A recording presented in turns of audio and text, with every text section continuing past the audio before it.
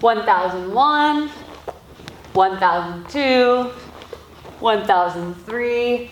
Oh, hi there. I wasn't expecting company. I was doing my workout. It's abs today, and whew, that's a deep burn. Whew. Yeah, and so I figured for Tips Tuesday we could talk about ab mat sit-ups. I don't know if you heard me counting, but I did over 1,000. All right, all joking aside, let's talk about ab mat sit-ups. First thing you need to know is the anatomy of your core. So my rectus abdominis is the muscle right here. That's how we get that six pack. It's that superficial muscle that helps me with trunk flexion. Then I've got my external obliques on each side. That helps me with this kind of motion and trunk twists. And finally, I've got my transverse abdominis, which is basically the weight belt that goes around my entire core here. And that helps keep everything in nice and tight.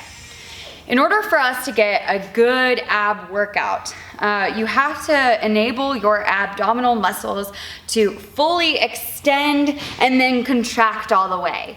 So, all right, so why does the ab mat help then? What does it even do? How should I use it? So this little diagram right here, I might not be an artist that Michael is, but it's pretty simple.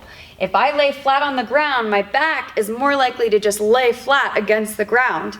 And then I don't really get any extension out of my abdominal muscles. If I put this ab mat underneath my back, it allows me to lean back a little bit further and get that good extension out of my abs. Then when I crunch and sit all the way up, I'm going to full contraction of those muscles. So I'm switching back and forth quickly between this full extension and the contraction, which is great for muscle building. All right, so how do we use this thing? Well, we want to make sure that the thick part of the ab mat is underneath our lower lumbar or our lower back.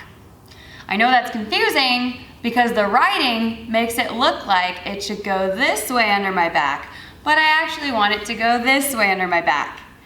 Thank you again, Faster, for making that very confusing for everyone.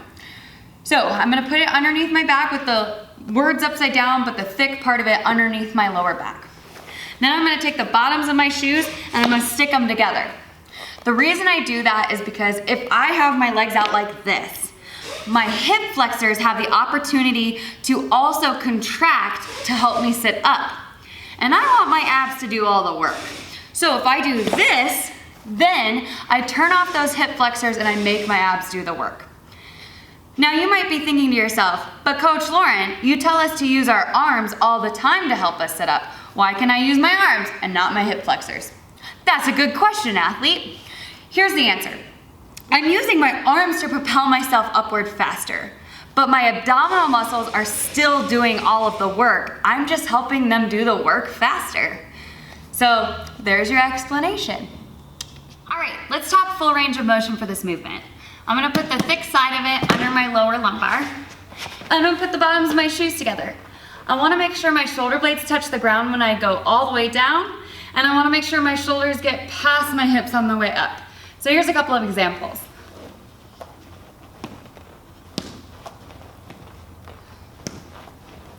So, shoulders past my hips, shoulders on the ground. And then use your arms to propel yourself forward. Ta-da! Hey, thanks for watching this week's Tips Tuesday about ab mat sit-ups. We'll see you at the gym.